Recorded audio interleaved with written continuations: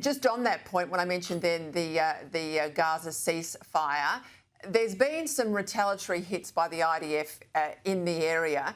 JD Vance was asked about this today and says, does this mean that the ceasefire is over? He says, no, these are skirmishes. The ceasefire is holding. Give us your sense of things.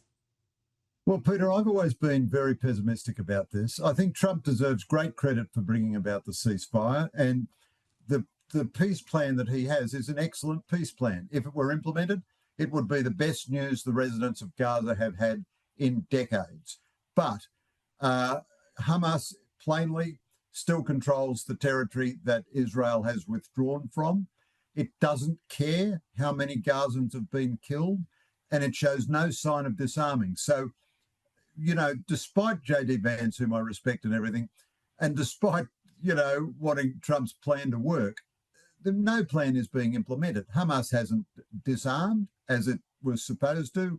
There's no sign of an international stabilisation force taking place.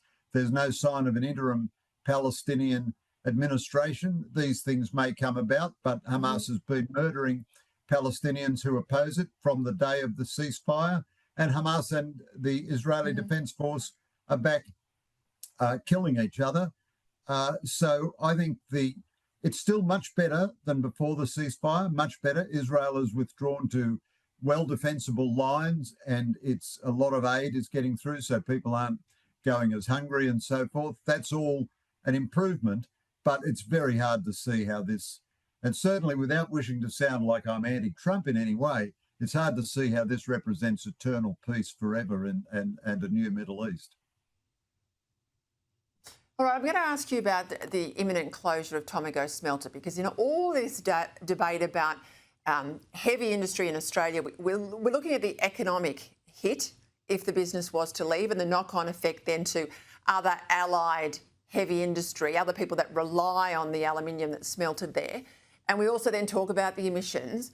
But I never lose sight of the fact that if we are in these challenging security times, if we can't make big steel products in Australia, if we can't do heavy smelting, if we don't have this heavy industry manufacturing capability, well, I think we are absolutely harming our national security as much as anything else. And I think that's an underrated aspect of this whole debate, Greg. Well, Peter, you're absolutely right. I mean, this country is in a disastrous strategic situation. The ABC Media Watch was having a go at me the other night for being a bit too tough on the Albanese government. But look at it. We have deindustrialised. We've got nowhere on building a strategic fleet of civilian vessels which we can commandeer in war. We've got nowhere on getting fuel security. We've still got a couple of weeks' reserves.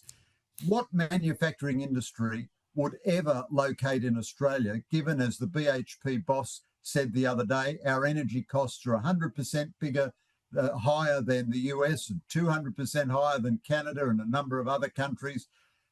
All of our smelters and refineries exist only on government subsidy. So our basic wealth derives from iron ore, coal and gas, none of which we'd be allowed to export under a net zero scenario. We have skyrocketing crazy energy prices, even though we're going to renewables, which are alleged to be the cheapest new energy source. Nothing in this country makes any sense. We're not producing our own defence equipment.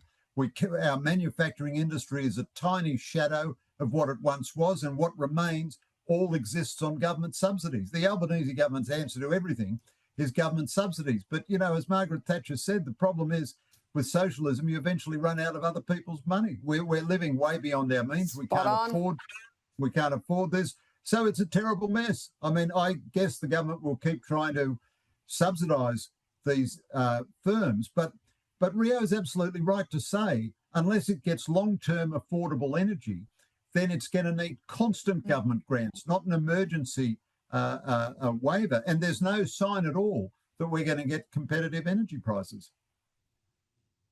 Thank you for that common sense, Greg. I think we absolutely got to keep putting national security alongside economic security in this debate. Thank you.